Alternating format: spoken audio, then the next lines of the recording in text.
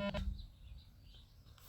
everybody. Today I'm going to talk to you about loving your enemies, probably the hardest command in the entire Bible.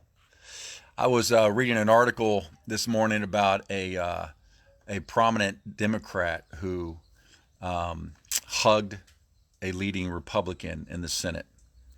These two have been serving together for decades, and they're always on the opposite side of a political issue. And of course, unfortunately, in politics, that would make them, quote, enemies. And never more so now than as they are, debating over putting the next Supreme Court justice on the bench. And, that issue is helping to increase the deep divide in our nation.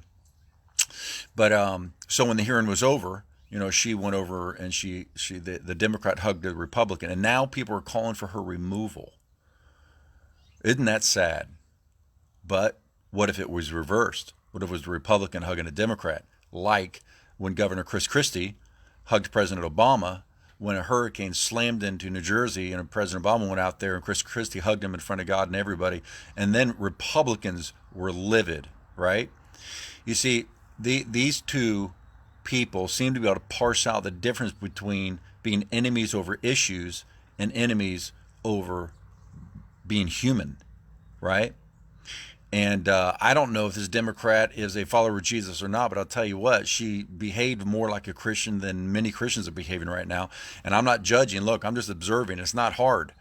I mean, just observe, what Christians are posting and commenting, like some comments that might end up on this post, right? I guarantee you they're not praying before they post, because Jesus would never say some of the things that they say. As a follower of Christ, here is his command to you and I. Look at this.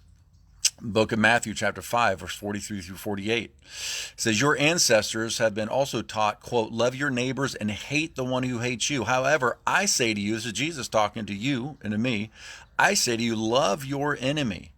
Bless the one who curses you, do something wonderful for the one who hates you, and respond to the very ones who persecute you by praying for them.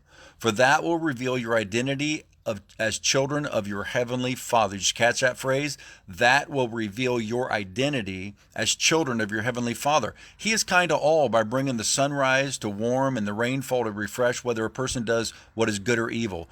What reward do you deserve if you only love the lovable?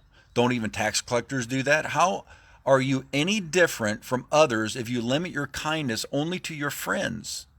Don't even the ungodly do that. Since you are children of a perfect Father in heaven, you are to be perfect like him. Like I said, this has got to be the hardest command in the Bible, and the reason is it's impossible with human love. This takes the love of God. But isn't that what we're called to do? And right now, in a world where people are hating one another, we're talking family members, church members, neighbors, friends, co-workers. I think that's the reason that God woke me up with the phrase, there's never been a better time for you to shine.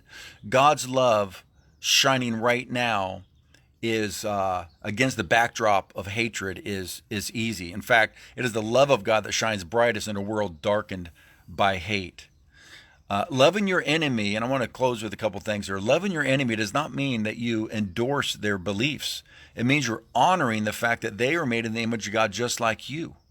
Look what James says about this in James 3, 9, and 10. We use our tongue to praise our God and Father and then turn around and curse a person who was made in his very image. And then he says, out of the same mouth we pour out words of praise 1 minute and curses the next. My brothers and sisters, this should never be. And listen, Christian, when you honor someone who is your enemy, you honor someone on the opposite political spectrum, you're not just honoring the God image in them, you're building and maintaining the bridge, the relational bridge necessary to hopefully bring them to Christ. Now, I got a couple closing questions for you. One, as a follower of Jesus, has Jesus called you, the Great Commission, has Jesus called you to go into all the world and share your political views or the good news? Secondly, are you more concerned with politics or people's spiritual destiny? What are you going to do with those who believe differently than you? Are you going to hate them or love them? And finally, what are you going to do with those who actively hate you, curse you, and persecute you?